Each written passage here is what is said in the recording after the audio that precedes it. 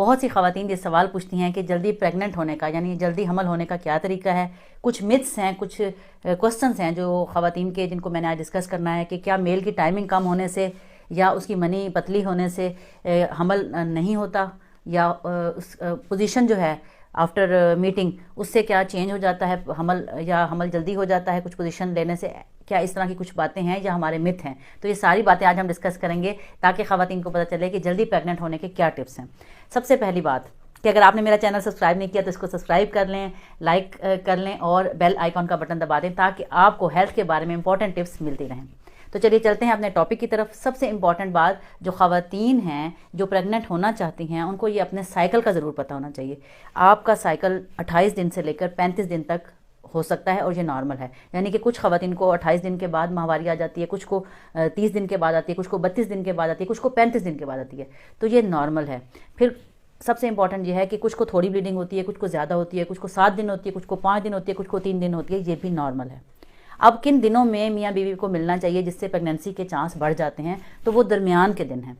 दरमियान के दिन कैसे? यानी कि जो अंडा रिलीज़ होने के दिन होते हैं उनको हम शुरू से काउंट नहीं कर सकते, हम माहवारी के पीछे से काउंट करते हैं। जैसे एक खातून को, अगर अब दिसंबर का महीना चल रहा है, अगर एक खातून को 15 दिसंबर को पीरियड्स आए हैं तो हम पीछे से गिनती करेंगे, 15 में से हम 12 माइनस करेंगे तो इसका मतलब है 3 तारीख को उसका एग रिलीज़ हुआ, 3 दिसंबर को।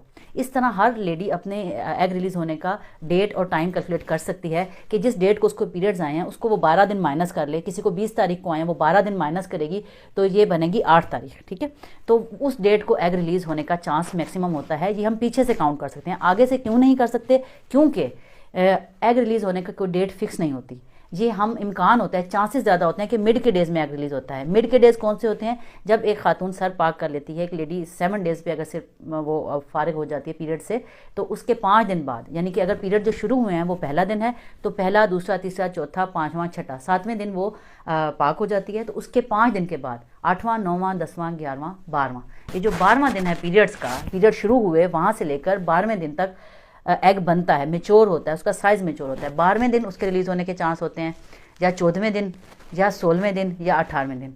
तो हम अक्सर फीमेल को बताते हैं कि आपके गोल्डन डेज़ ये हैं, हमल के लिए ख़ास दिन ये हैं, फर्टिलिटी पीरियड ये है कि आप 12वें, 14वें, 16वें और 18वें दिन हस्बैंड से मिलें। अब सवाल ये आता है, बहुत ख़वातीन ये क्वेश्चन लेकर आती हैं कि हमें हमारे बड़ी बूढ़ियों ने बताया है कि अगर तुम आधा घंटा लेटी रहोगी, मियाँ से मिलने के बाद हिलोगी नहीं, तकिया अपने पाँवों के नीचे रख लोगी, टांगें ऊँची कर लोगी तो प्रेगनेंसी होगी, अगर और फ़ौरन अगर वॉशरूम चली गई तो वो जो है ना प्रेगनेंसी नहीं हो सकती। तो मैं आपको बताऊं, स्पर्म जो है उसकी रफ्तार इतनी तेज़ होती है कि आपकी पलक झपकने से भी तेज़ वो रफ्तार से भागता हुआ अपने टारगेट तक यानी एग तक पहुंच जाता है। उसको 1 मिनट का 1000वां हिस्सा भी नहीं लगता, मिली सेकेंड भी नहीं लगता। तो आपके आधा घंटा लेटने से, खातून को आधा घंटा लेटाने से, या उसको 15 मिनट लेटाने से, या वॉशरूम ना जाए, या वो पाकी ना करे, इससे कोई फ़र्क नहीं पड़ता हमल होने या ना होने को। तो प्लीज़ मेरी सब बहनों से गुजारिश है कि ज़्यादा देर अगर आप अपने आप को नापाक हालत में रखते हैं, इन्फेक्शन होने का रिस्क होता है, ख़ारिश होने का, गंदा पानी आने का रिस्क होता है। तो जितनी जल्दी हो सके ख़ुद को पाक कर लेना चाहिए, क्योंकि इसका आपके हमल से कोई ताल्लुक़ नहीं है। ये चीज़ क्लियर हो गई। दूसरी बात, जो ख़वातीन बहुत कहती हैं कि सर पाँव के नीचे तकिया रखने, इसका भी इससे कोई ताल्लुक़ नहीं है। हमल होने से प्रेगनेंसी हो जाती है, किसी भी पोजीशन में आप हों।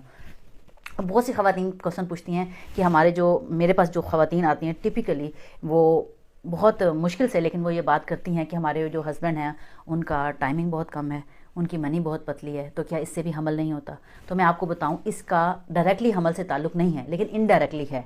अगर मेल और फीमेल का सेटिस्फैक्ट्री इंटरकोर्स नहीं होगा, यानी कि सेटिस्फाई नहीं करेगा मेल फीमेल को और फीमेल मेल को, तो चांसेस कम हो जाते हैं कि प्रेगनेंसी हो। लेकिन डायरेक्टली इसलिए नहीं है क्योंकि 4 मिनट मिनिमम टाइम है मेल का इरेक्शन का।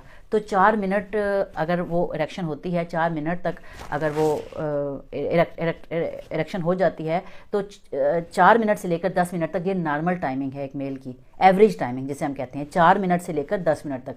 अक्सर ख़वातीन को ये गलत फहमी होती है या उनको ये बताया जाता है कि नहीं जी 15 मिनट 20 मिनट टाइमिंग होनी ज़रूरी है हमल होने के लिए। तो ऐसी कोई बात नहीं है।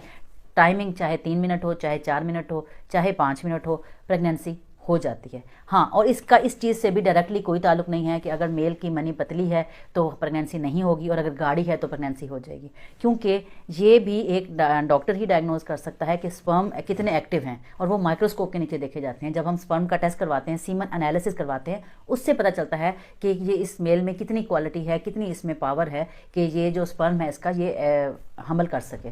तो ये माइक्रोस्कोप के नीचे डायग्नोज होता है, ये सिर्फ उसकी शक्ल देखकर डायग्नोज नहीं होता। मुझे उम्मीद है आपके बहुत सारे सवालों के जवाब इस वीडियो में आपको मिल गए होंगे। अगर आपको ये वीडियो अच्छी लगी हो तो ज़रूर शेयर करें। Thank you so much. अल्लाह हाफिज़।